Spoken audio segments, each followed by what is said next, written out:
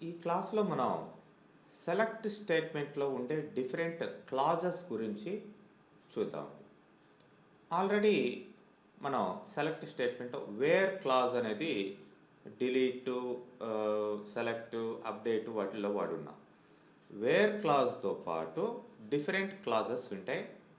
Wear, distinct, group by and having, order by, ఇవన్నీ కూడా different clauses in the select statement. So వీటిల్ని వాడి డేటాని ప్రాపర్గా ఎట్లా మనం రిట్రైవ్ చేసుకోవాలి మనకి నచ్చిన వేలో అనేది ఇక్కడ మెయిన్ థింగ్ అనమాట. సో మీరు చూసినట్లయితే ఈ సెలెక్ట్ స్టేట్మెంట్ సింటాక్స్ ఇలా ఉంటుంది. సెలెక్ట్ టోటల్గా ఇంతకు ముందర ప్రీవియస్గా బేసిక్ సెలెక్ట్ స్టేట్మెంట్ చూసాం. But select distinct or all fields list, లేదంటే star from table name where condition, తర్వాత గ్రూప్ బై ఫీల్డ్స్ లిస్ట్, తర్వాత హ్యావింగ్ కండిషన్, తర్వాత ఆర్డర్ బై ఫీల్డ్స్ లిస్ట్. ఈ ఆర్డర్ వచ్చేసి అసెండింగ్ ఆర్డరా, డిసెండింగ్ ఆర్డరా, ఏఎస్సి ఆర్ డిఈఎస్సి ఇలా ఉంటుంది. సో దీన్ని మనం యూజ్ చేసుకొని మనం ఒక టేబుల్ని క్రియేట్ చేసి ఆ టేబుల్లో ఇట్లా డేటాని ఇన్సర్ట్ చేసుకొని మనం ట్రై చేయొచ్చు. బట్ ఓకే సార్, ఇప్పుడు మీరు గ్రూప్ బై అన్నారు కదా, గ్రూప్ బై అంటే ఫీల్డ్ అట్రిబ్యూట్స్ ఏవైతే. అన్నీ చెప్తాను, అన్నీ 1 by 1 వస్తాయి, అన్నీ చెప్తాను. Okay sir.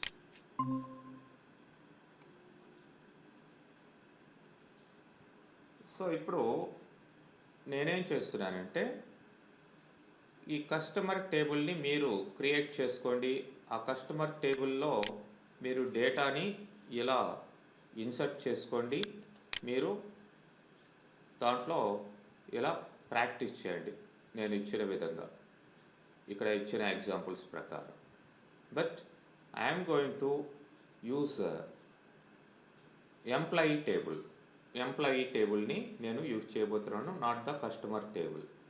ఓకే, కస్టమర్ టేబుల్లో మీరు క్రియేట్ చేసుకోండి ఇక్కడ ఇచ్చిన విధంగా, అండ్ మీరు డేటాని ఈ విధంగా ఇన్సర్ట్ చేసుకోండి. మీరు సార్ ఇప్పుడే స్టార్ట్ అయిందా సార్?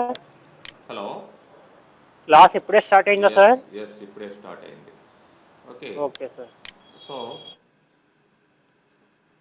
మీరు ఈ స్టేట్మెంట్స్ని అప్లై చేసుకోండి.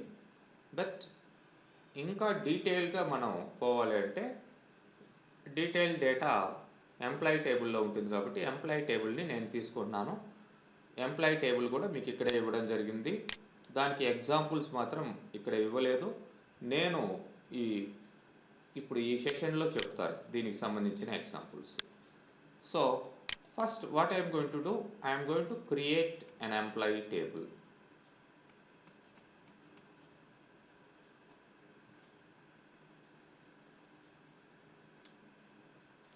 Okay, created.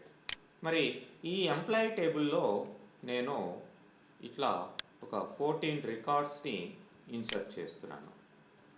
ఆల్రెడీ ఉండే డేటా ఇది, రెగ్యులర్గా మనం ప్రాక్టీస్ పర్పస్ యూజ్ చేసే డేటా, ఇది చాలాసార్లు యూజ్ చేస్తూ ఉంటాం. సో టోటల్గా మనకి 14 రికార్డ్స్ ఇన్సర్ట్ కావాలి.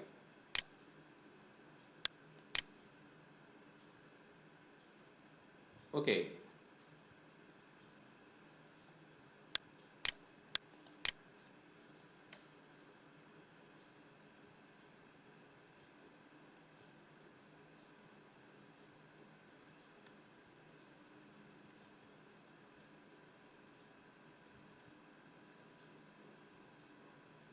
సో ఇప్పుడు ఇక్కడికి వెళ్ళి చూసినట్లయితే ఎంప్లాయీ టేబుల్లో డేటా ఏముందో చూద్దాం.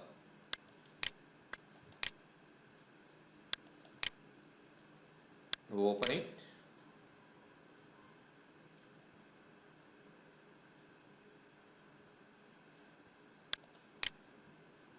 or double click on that.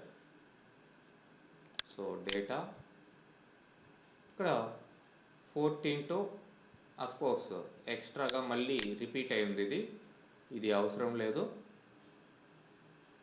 దీన్ని డిలీట్ చేస్తున్నాను. 14 రికార్డ్స్ మనకి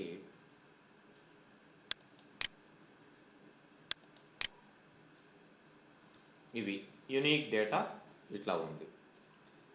మరి దీని మీద మనం ఈ సెలెక్ట్ స్టేట్మెంట్ని అప్లై చేయబోతున్నాం. ఏదైతే సెలెక్ట్ స్టేట్మెంట్లో ఉండే క్లాజెస్ ఏవైతే ఉన్నాయో, select, distinct, all, fields list, star, from table, where condition, group by, having, order by, ఇవన్నీ కూడా అప్లై చేయబోతున్నాం. సో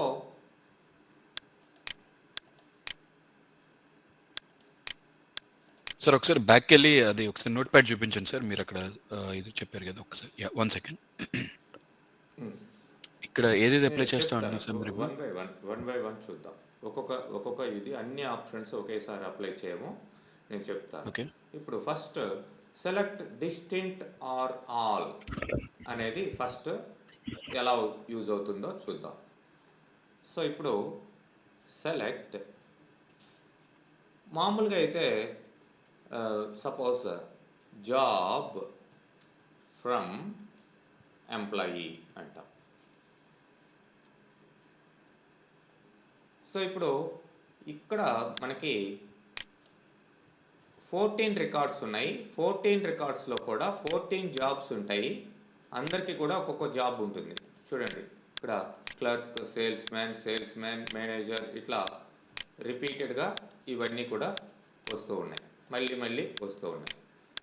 మరి ఇప్పుడు సెలెక్ట్ జాబ్ ఫ్రమ్ ఎంప్లాయీ అంటే అన్ని జాబ్స్ మళ్ళీ రిపీట్ అవుతాయి. చూడండి క్లర్క్ ఫస్ట్ రికార్డులో వాడికి క్లర్క్, తర్వాత సేల్స్ మ్యాన్, తర్వాత ఇట్లా ఉంది. But I want unique data అంటే వితౌట్ ఎనీ డూప్లికేషన్. మామూలుగా రికార్డ్ వైజ్ తీసుకుంటే, టోటల్ రికార్డ్ వైజ్ తీసుకుంటే ఇది యునీక్గానే ఉంది, అన్ని రికార్డ్స్ కూడా యునీక్గా ఉన్నాయి, దేనికి దానికే ఉన్నాయి. బట్ ఓన్లీ జాబ్ని కానీ తీసుకుంటే రిపీట్ అవుతుంది ఇది. ఓకే, డిస్టింక్ట్ వాడతాం అప్పుడు మనం ఏం చేస్తామంటే ఇక్కడ అన్ని ఓన్లీ జాబ్స్ ఎన్ని ఉన్నాయో చూడాలి అనుకుంటే మనం ఆల్ అని పెట్టినా, ఆల్ జాబ్ అన్నా ఒకటే, లేదంటే మామూలుగా జాబ్ అని ఇచ్చేసినా ఒకటే, అది ఆప్షనల్ అనమాట ఆల్ అనేది. ఇప్పుడు నేను డిస్టింక్ట్ అనేది వాడతాను. డిస్టింక్ట్ జాబ్ అని యూజ్ చేస్తాను. సో ఇక్కడ క్లియర్ చేసేస్తున్నాను దీన్ని. So press F5 here. TIN DIS TIN NCT TIN sir, మళ్ళీ రాంగ్ అది. TINCT, yes, distinct. సో ఇప్పుడు చూడండి యునీక్గా అక్కడ జాబ్స్ ఏమున్నాయి, టోటల్గా 5 జాబ్స్ ఉన్నాయి. అట్లా యునీక్ డేటా వస్తుంది. ఫర్ ఎగ్జాంపుల్ ఇక్కడ ఏదన్నా డూప్లికేటెడ్ రికార్డు ఉంది అంటే, ఫర్ ఎగ్జాంపుల్ మిల్లర్ అనేవాడు మళ్ళీ వచ్చాడు సేమ్ డేటా తోటి యాజ్ ఇట్ ఈస్గా, మళ్ళీ ఇంకొక రికార్డు ఉంది. అట్లాంటప్పుడు టోటల్ ఎంటైర్ రికార్డు మీద మీరు అప్లై చేయొచ్చు. బట్ ఇక్కడ అట్లా లేదు, మనకి డేటా దేనికి దానికి అంటే ఒక్కొక్క కాలం డూప్లికేషన్ ఉంది, కానీ టోటల్ తీసుకుంటే రో మొత్తం యూనిక్గానే ఉంది. సో ఓన్లీ జాబ్ మాత్రమే నాకు కావాలి అన్నప్పుడు జాబ్కి మాత్రం ఇట్లా డిస్టింక్ట్ జాబ్ ఫ్రమ్ ఎంప్లాయీ అని మీరు ఇవ్వచ్చు.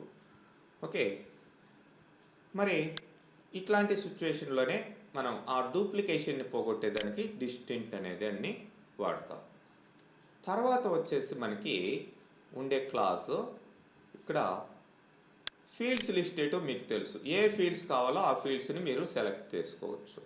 Select, suppose here I'm having different fields. I want only MPNO and ename comma job, that's all from employee.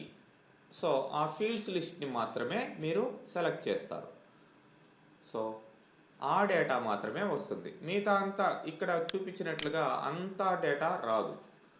Okay, only ఆ 3 ఫీల్డ్సే వస్తాయి, సెలెక్టెడ్ ఫీల్డ్స్ వస్తాయి. అదే స్టార్ అని ఇచ్చేసామనుకోండి ఏమవుతుంది, మొత్తం డేటా వస్తుంది మీకు, అన్ని ఫీల్డ్స్కి సంబంధించిన డేటా వస్తుంది. చూడండి అన్ని ఫీల్డ్స్ వచ్చేసాయి, employee number, employee name, manager, job, manager, hire date, salary, commission, department, ఇట్లా అన్నీ కూడా వచ్చేసాయి.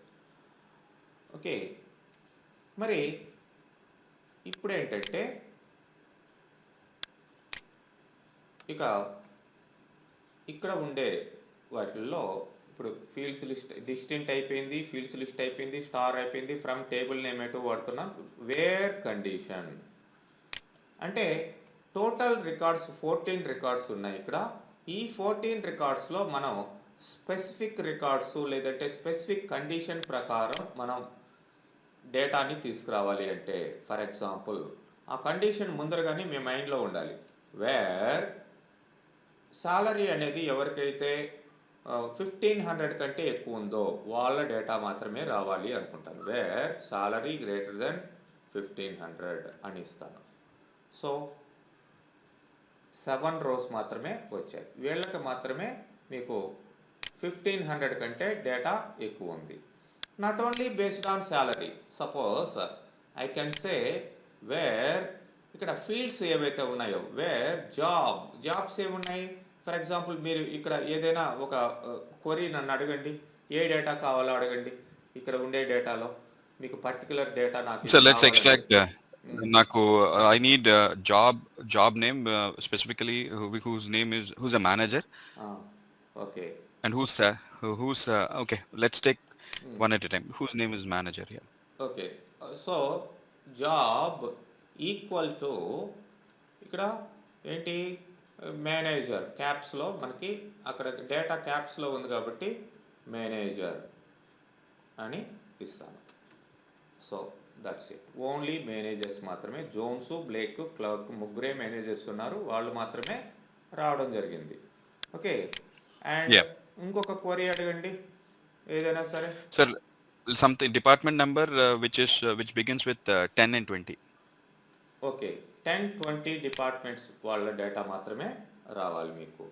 So where DEPTNO equal to 10 or అనేది ఆపరేటర్స్ నెక్స్ట్ వస్తాయి, నెక్స్ట్ సెషన్లో అవి ఆపరేటర్సే వచ్చేది.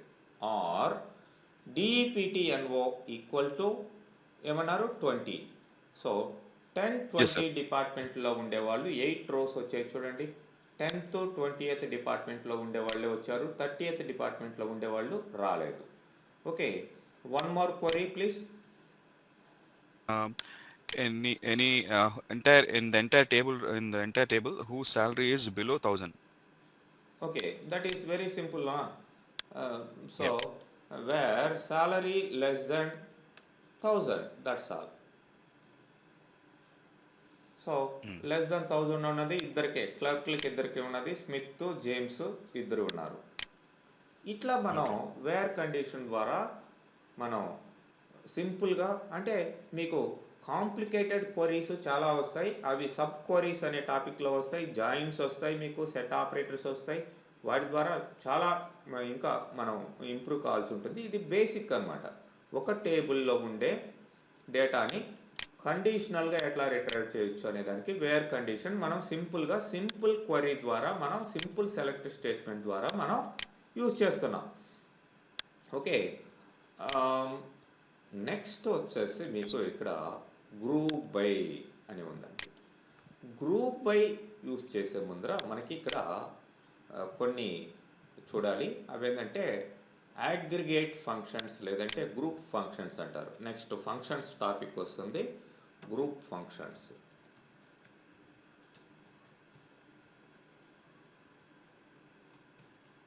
గ్రూప్ ఫంక్షన్స్ ఏముంటాయంటే వీటిని అగ్రిగేట్ ఫంక్షన్స్ అని కూడా అంటారు.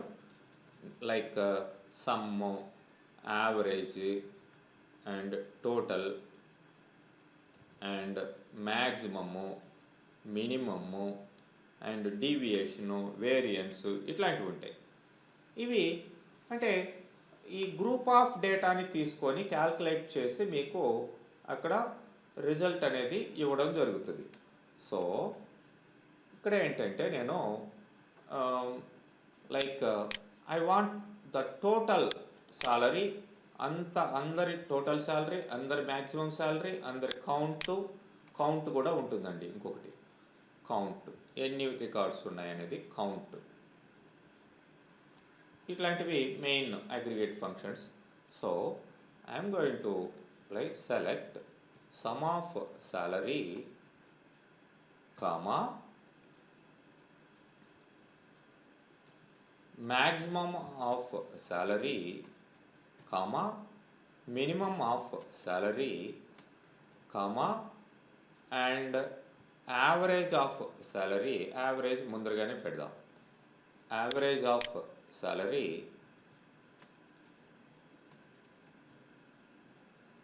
and count, ఎన్ని రికార్డ్స్ మీద ఇది వచ్చింది, కౌంట్ ఆఫ్, కౌంట్ స్టార్ అనొచ్చు మీరు, లేదంటే కౌంట్ ఆఫ్ సాలరీస్ ఎన్ని ఉన్నాయో ఇవి కూడా పెట్టుకోవచ్చు. ఫ్రమ్ ఎంప్లాయీ చూడండి, టోటల్ 14 రికార్డ్స్ మీద minimum salary 800, maximum salary 5000, average of salary ఇది, టోటల్ శాలరీ ఇది. మరి సార్ ఇది ఒకసారి చెప్పండి సార్, ఒకసారి మళ్ళీ ఆ స్టేట్మెంట్ చెప్పండి నాకు ఒకసారి. ఇక్కడ చూస్తున్నారు కదా, సమ్ ఆఫ్ సాలరీ, సమ్ అంటే అనేది ఇది ఒక ఫంక్షన్, సమ్ ఆఫ్ ఇది సాలరీ is చెప్పండి. Okay sir, 1 second, sorry to interrupt you sir. ఇది అంటే you mean to say that different clauses use చేసి బిల్డ్ చేసే statement, what exactly is this, ఇది ఆర్ క్వెరీలో sub No, query? I didn't apply any clause here. Just okay I am applying group functions, aggregate functions to okay total the particular field. అంటే salary కావచ్చు, commission కావచ్చు, ఇట్లాంటి ఫీల్డ్స్ని ఏవైతే ఉన్నాయో, అంటే money based వీటిని మనం ఎట్లా తీసుకుంటాం అన్నమాట. సమ్ము, యావరేజ్, మ్యాక్సిమం, ఇవి మీకు మళ్ళీ వస్తాయి ఫంక్షన్స్. ఓకే, ఇక్కడ సింపుల్గా వీటిని అప్లై చేస్తాం. అన్ని శాలరీస్ అంటే ఇక్కడ ఉండే శాలరీస్ యొక్క టోటల్ ఎంత అనేది సమ్ చూస్తుంది, వీటి యొక్క యావరేజ్ ఎంత, వీటిలో మ్యాక్సిమం ఏది, మినిమం ఏది, వీటి యొక్క కౌంట్ ఎంత అనేది మనం ఇప్పుడు చూసాం. Okay sir. Okay, sir simple. ఒక్క నిమిషం సార్, ఇప్పుడు ఒక్క నిమిషం సార్. యా గాట్ ఇట్, ఇప్పుడు ఐ అండర్స్టాండ్ సార్. ఇప్పుడు మీరు ఈ 2 విండోస్ ఓపెన్ చేశారు కదా, ఇప్పుడు ఎంప్లాయీ టేబుల్ ఒకటి, ఎడ్యూస్ ఆఫ్ న్యూ అని చెప్పేసి అని. సో ఈ 2 టేబుల్స్ ఎలా వచ్చేసారంటే మీరు ఏమైనా టేబుల్ స్పెసిఫిక్గా కాదు, సెలెక్ట్ చేసి టేబుల్ కాదు ఇది. ఇప్పుడు నేను డబుల్ క్లిక్ చేయగానే, ఇప్పుడు దీన్ని క్లోజ్ చేస్తాను, ఓకే సార్. డబుల్ క్లిక్ చేయగానే ఆటోమేటిక్గా ఇది వస్తుంది, ఎంప్లాయీకి సంబంధించింది. దీంట్లో డేటా అనేది తీసుకున్నాను. ఇది ఎస్క్యూఎల్ ఓకే స్టేట్మెంట్. ఇది this is different. This is we can brought from worksheet, SQL worksheet. We can click and we can connect to the particular user and okay. We can brought one more window also. SQL query is different, this is different. Query okay రాసేది వేరు, ఇది వేరు. ఇది వచ్చేసి టేబుల్కి సంబంధించిన, ఏ table మీద double click చేస్తే ఆ టేబుల్ డీటెయిల్స్ ఇక్కడ వస్తాయి, ఆ టేబుల్ స్ట్రక్చర్, డేటా అవన్నీ చూసుకోవచ్చు. క్వరీ రాసేది మాత్రం, అంటే మనం స్టేట్మెంట్స్ రాసేది ఈ ఎస్క్యూఎల్లో. ఈ ఎస్క్యూఎల్ అని ఇక్కడ ఉంది కదా, ఎస్క్యూఎల్ వర్క్ షీట్ అని, దాంట్లో మనం స్టేట్మెంట్స్ని రాస్తున్నాం. Okay, this is different, this is different. Okay, అర్థమైందా? Yes sir. యా సో ఇప్పుడు ఓకే, నాకు sum of salary, average of salary, maximum, minimum, ఇవన్నీ కూడా ఈ ఫంక్షన్స్ ద్వారా వచ్చాయి. ఇవి ఫంక్షన్స్. ఈ ఫంక్షన్స్ మళ్ళీ కూడా అన్ని ఫంక్షన్స్తో పాటు ఈ ఫంక్షన్స్ కూడా మీకు ఎక్స్ప్లెయిన్ చేస్తాను. ప్రస్తుతం అయితే ఇప్పుడు అవసరం వచ్చింది కాబట్టి గ్రూప్ ఫంక్షన్స్, ఇక్కడ వీటిని గ్రూప్ అంటే గ్రూప్ ఆఫ్ డేటాని తీసుకొని క్యాల్కులేట్ చేసి అవే ఇక్కడ డేటాని రిటర్న్ చేస్తున్నాయి మనకి. ఓకే, అయితే ఇప్పుడు నేను ఫర్ ఎగ్జాంపుల్ ఓన్లీ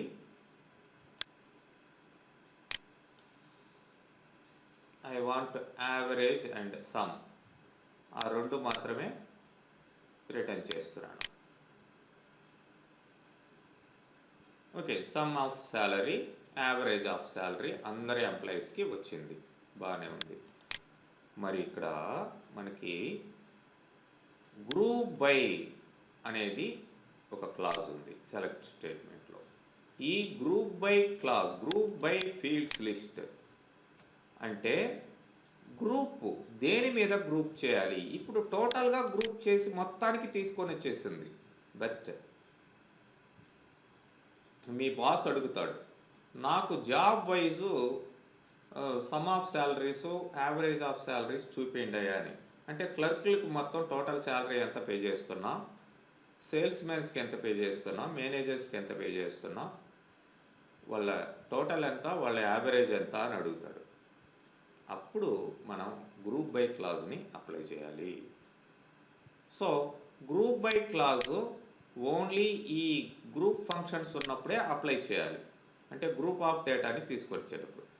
ప్లస్ ఇక్కడ మెయిన్గా గుర్తుపెట్టుకోవాల్సింది, ఏ ఫీల్డ్ మీద అయితే మీరు గ్రూప్ చేయాలనుకుంటారో ఆ ఫీల్డ్నే ఇక్కడ లిస్ట్లో తీసుకోవాలి. నేను ఇక్కడ జాబ్ అంటాను.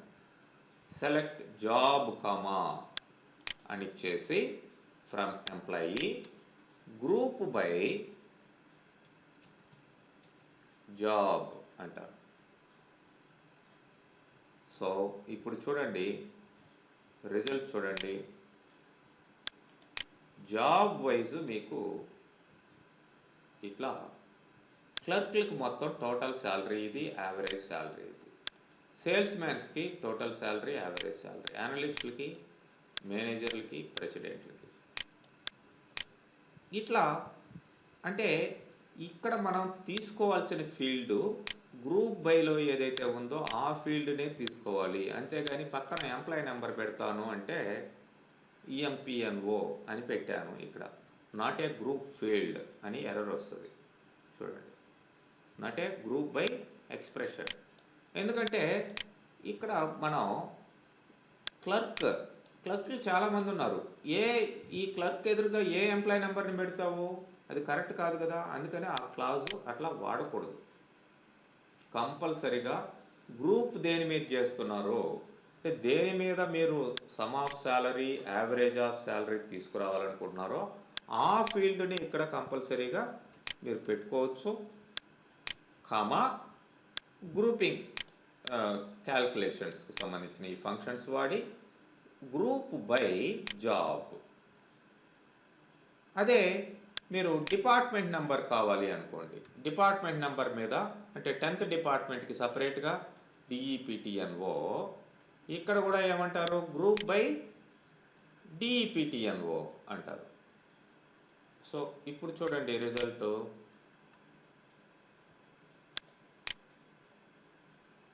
30th డిపార్ట్మెంట్కి total salary, average salary, 10th డిపార్ట్మెంట్కి ఇది టోటల్ యావరేజ్, 20th డిపార్ట్మెంట్కి టోటల్ శాలరీ, యావరేజ్ శాలరీ. అర్థమైందా? మామూలు ఫీల్డ్స్ని గ్రూప్ బై ఇచ్చినప్పుడు మామూలు ఫీల్డ్స్ని, ఆర్డినరీ ఫీల్డ్స్ని వాడకూడదు. ఇక్కడ సెలెక్ట్లో ఓన్లీ ఏదైతే గ్రూప్ చేస్తున్నామో ఆ ఫీల్డ్నే మీరు సెలెక్ట్ చేసుకోవాలి. డిపార్ట్మెంట్ నెంబర్ మీద మనం గ్రూప్ చేస్తున్నాము, డిపార్ట్మెంట్ నెంబర్ని సెలెక్ట్ చేసాము, సమ్ ఆఫ్ శాలరీ వచ్చింది, యావరేజ్ ఆఫ్ శాలరీ వచ్చింది, from employee table group by department number. Entire డేటాని తీసుకోకుండా ఇట్లా సపరేషన్ గ్రూప్ వైజ్ ఇక్కడ మనకి some of salary, average of salaries రావడం జరిగింది ఇక్కడ. ఓకే, అది తర్వాత వచ్చేసి ఇక్కడ మనకి ఏమండి 2 ఫీల్డ్స్ ఇవ్వకూడదా అంటే ఇవ్వచ్చు. బట్ డిపార్ట్మెంట్ నెంబర్ కింద ఇప్పుడు 30th డిపార్ట్మెంట్ నెంబర్లో ఏ జాబ్స్ మళ్ళీ ఉన్నాయో అట్లా మళ్ళీ ఇక్కడ group by department number job comma అని ఇచ్చేసి ఇక్కడ కూడా group by department number comma job. అంటే ఫస్ట్ గ్రూపు డిపార్ట్మెంట్ నెంబర్ తీసుకుంటుంది, దాని కింద సబ్ గ్రూపు జాబ్ని తీసుకుంటుంది. సో ఇప్పుడు చూడండి రిజల్ట్ 9 rows వచ్చాయి. 20th డిపార్ట్మెంట్లో మేనేజర్స్కి సమ్ ఆఫ్ శాలరీ ఇది, 20th డిపార్ట్మెంట్లో అనలిస్ట్కి సమ్ ఆఫ్ శాలరీ ఇది, యావరేజ్ ఆఫ్ శాలరీ ఇది. ఎందుకంటే అక్కడ 2 అనలిస్టులు ఉన్నారు, బై 2 వేసుకుంటే యావరేజ్ ఆఫ్ శాలరీ. 10th డిపార్ట్మెంట్లో ప్రెసిడెంట్ ఒక్కడే ఉన్నాడు కాబట్టి వాడికి సమ్ము యావరేజ్ ఒకటే. డేటా ఎక్కువ ఉన్నప్పుడు మీకు ఇంకా క్లియర్గా తెలుస్తుంది. మనం ఓన్లీ 14 రికార్డ్సే అక్కడ మెయింటైన్ చేస్తున్నాం. సో ఇట్లా డిపార్ట్మెంట్ అనేది ఫస్ట్ గ్రూపు, దాని కింద సబ్ గ్రూప్ జాబు, దాని కింద మనకి ఇట్లా some of salaries, average of salaries రావడం జరిగింది. ఓకే, మరి ఇక్కడ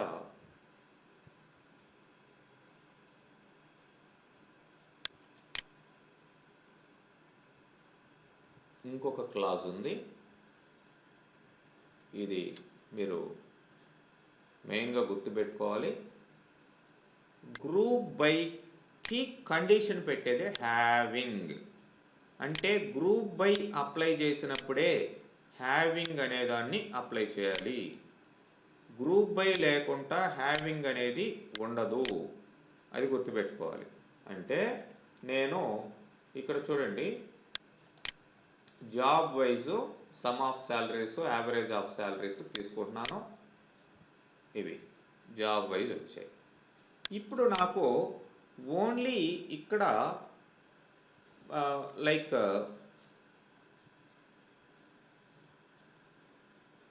క్లర్క్లు, మేనేజర్లు మాత్రమే కావాలి అనుకుంటాం. గ్రూప్ బై జాబ్ క్లర్క్లు, మేనేజర్లే, మిగతా సేల్స్ మెన్లు, అనలిస్టులు నాకు ప్రెసిడెంట్లు అవసరం లేదు. అలాంటప్పుడు గ్రూప్ బై కింద హ్యావింగ్ అని పెడతాను. అంటే మనం వేర్ కండిషన్ ఇక్కడ పెడుతున్నాం, అది ఎంటైర్ డేటాకి కండిషన్ పెట్టేది. హ్యావింగ్ అనేది గ్రూప్కి కండిషన్ పెడుతుంది. Having job equal to either clerk or job equal to either manager.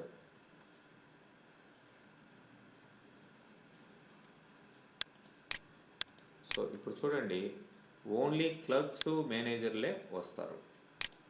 వాళ్ళకి టోటల్ శాలరీ, యావరేజ్ శాలరీ రావడం జరిగింది. బట్ క్లర్క్లు, మేనేజర్లు మాత్రమే, మిగతా వాళ్ళు రారు. ఎందుకంటే అట్లా కండిషన్ పెట్టాను. ఓన్లీ క్లర్క్సే కావాలనుకుంటే ఇది కూడా తీసేయండి. ఓన్లీ క్లర్క్లే వచ్చారు. అట్లా కాదు, క్లర్క్లు కాదు, మిగతా వాళ్ళు రావాలి అనుకుంటే నాట్ ఈక్వల్ టు ఎలా పెడతాం? లెస్ దాన్, గ్రేటర్ దాన్, లేదంటే ఇలా కూడా పెట్టచ్చు. ఆపరేటర్స్ నెక్స్ట్ వస్తాయి మీకు, దాంట్లో వచ్చింది ఈ ఆపరేటర్స్ అన్నీ ఎలా అప్లై చేయాలి. నెక్స్ట్ క్లాస్లోనే ఆపరేటర్స్ ఉంటాయి. చూడండి, క్లర్క్లు కాకుండా మిగతా వాళ్ళందరూ వచ్చేసారు మనకి. ఇట్లా హ్యావింగ్ అనేది గ్రూప్ బైకి కండిషన్ పెడుతుంది. గ్రూప్ బై ఉన్నప్పుడే హ్యావింగ్ వాడాలి. అట్లా కాకుండా గ్రూప్ బై లేకుండా హ్యావింగ్ వాడితే అది ఎర్రర్ వచ్చేసింది మళ్ళీ, అదనమాట. ఓకే, నెక్స్ట్ మనకి ఉన్న క్లాజు ఇక్కడ ఆర్డర్ బై. ఏ ఆర్డర్లో డేటా మీకు డిస్ప్లే కావాలి? నాకు select star from employee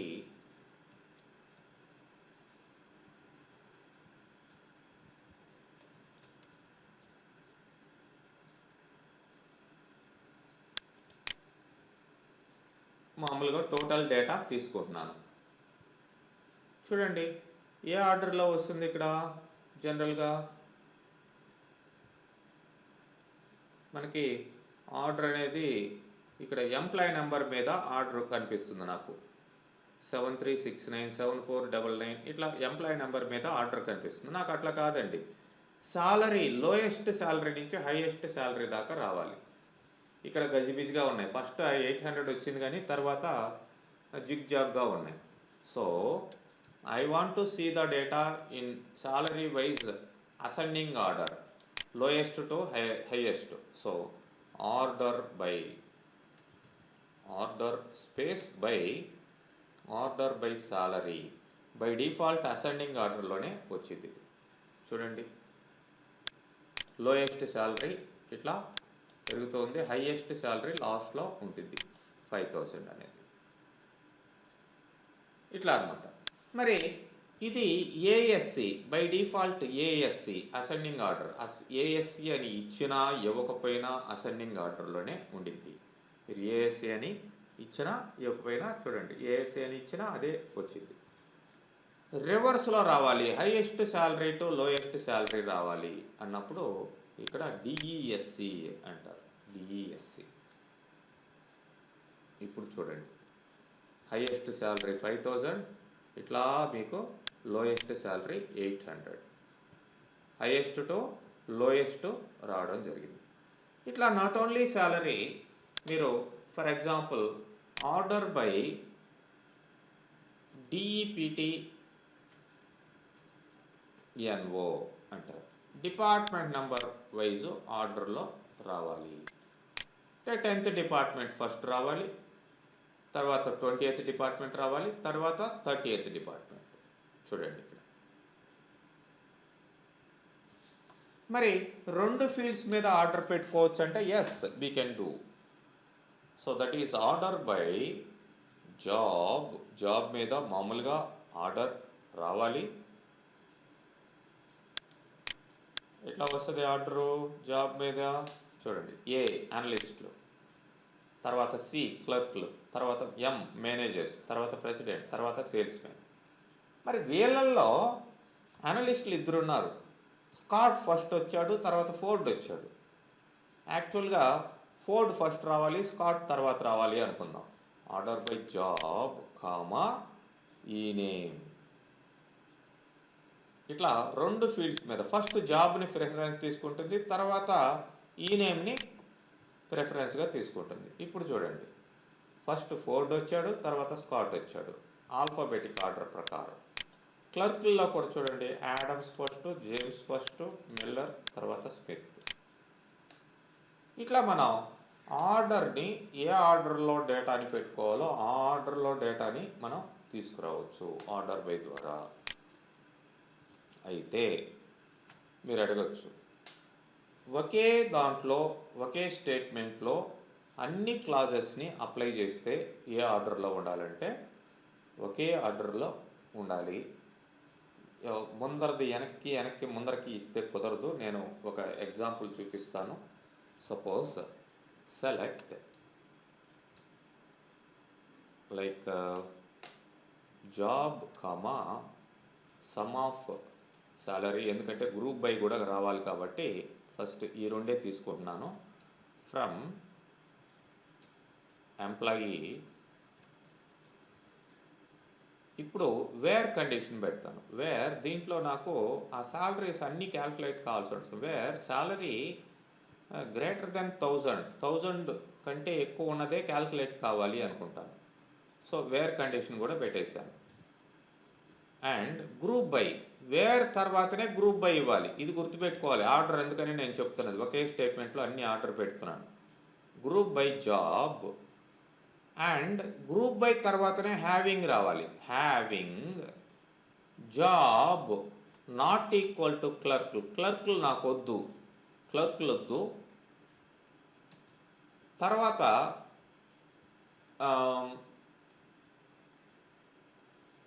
order by, ఇక్కడ ఆర్డర్ బై నెక్స్ట్ లైన్లో order by job in descending order. ఇది అన్ని క్లాజెస్ వచ్చేసాయా? Where clause, group by, having, order by. ఇదే సీక్వెన్స్లో ఉండాలి. ఫస్ట్ వేర్ ఉండాలి, తర్వాత గ్రూప్ బై ఉండాలి. ఫస్ట్ గ్రూప్ బై పెడతాను, తర్వాత వేర్ పెడతానంటే కుదరదు. ఒక స్టేట్మెంట్లో ఇచ్చేటప్పుడు ఇదే ఆర్డర్లో ఉండాలి. సో చూడండి, సమ్ ఆఫ్ శాలరీస్ వచ్చేసాయా job wise. And salary greater than 1000 ఉన్నట్టువే ఇక్కడ క్యాల్కులేట్ అయి ఉంటాయి కంపల్సరీగా. గ్రూప్ బై జాబ్ మీద గ్రూప్ వచ్చింది. Having job not equal to clerk ఇక్కడ రాలేదు. Okay. Order by job in descending ఆర్డర్లో చూడండి, ఫస్ట్ ఎస్ తోటి స్టార్ట్ అయ్యింది, తర్వాత పి, తర్వాత ఎం, తర్వాత ఏ, డిసెండింగ్ ఆర్డర్ ఇచ్చాం. సో ఈ విధంగా సింగిల్ స్టేట్మెంట్లో మనం సార్ సార్ ఒక్కసారి మళ్ళీ ఒక్కసారి ఆ స్టేట్మెంట్ సెలెక్ట్ జాబ్ అక్కడ మొత్తం ఒక్కసారి చెప్పండి సార్. జస్ట్ నేను కొంచెం మిస్ అయినట్టున్నాను, ఇక్కడ నాకు కన్ఫ్యూజన్గా ఉంది. Okay, first we have selected జాబ్ని జాబ్. సెలెక్ట్ చేసాం. సమ్ ఆఫ్ ఓకే సాలరీస్ వచ్చేసాయి ఫ్రమ్ ఓకే ఎంప్లాయీ ఇక్కడ నుంచి ఎంప్లాయీ ఎంప్లాయీ టేబుల్ నుంచి where where salary greater then salary is greater than 1000. 1000 ఉన్నట్టువే ఇక్కడ క్యాల్కులేషన్లోకి తీసుకుంటుంది ఇది, మిగతావి ఓకే తీసుకోదు. గ్రూప్ బై జాబ్, జాబ్ మీద గ్రూపింగ్ అనేది ఇక్కడ రావడం జరిగింది. Having job not equal to clerk, క్లర్క్లు ఇక్కడ రాలేదు చూడండి, క్లర్క్ని మనం ఎస్ సార్. ఒమిట్ చేసాం, అంటే గ్రూప్కి కండిషన్ పెట్టాం. Okay order by job, job description ascending order. Descending order. So descending order SPMA descending ఆర్డర్లో వచ్చాయి. So okay that is the entire statement. Okay, ఈ విధంగా మనం ఈ క్లాజెస్ని అప్లై చేయొచ్చండి. మరి ఇక్కడ మీకు ఇచ్చున్న ఎగ్జాంపుల్స్, ఈ కస్టమరు టేబుల్ క్రియేట్ చేసి మీరు ఆ కస్టమర్ టేబుల్లో ఈ డేటాని ఇన్సర్ట్ చేసుకొని వీటిల్ని ప్రాక్టీస్ చేయండి. ఈ సిమిలర్ ఇప్పుడు నేను చెప్పాను కదా ఎంప్లాయీ టేబుల్లో, అట్లాంటివే ఇక్కడ ఇచ్చున్నది. ఓకే, సేమ్ అదేవిధంగా ఎంప్లాయీ టేబుల్ని క్రియేట్ చేసుకోండి. ఎంప్లాయీ టేబుల్లో నేను ఇప్పుడు చెప్పిన అన్ని క్లాజెస్ని కూడా అప్లై చేయండి. Okay, next okay sir. క్లాస్లో మనం డిఫరెంట్ టాపిక్లోకి వెళ్తాం. ఆపరేటర్స్ అనే టాపిక్లోకి వెళ్దాం. దాంట్లో టోటల్గా ఆపరేటర్స్ ఏ విధంగా వాడాలి అనేది డిఫరెంట్ ఆపరేటర్స్ వస్తాయి. Okay, good night, bye.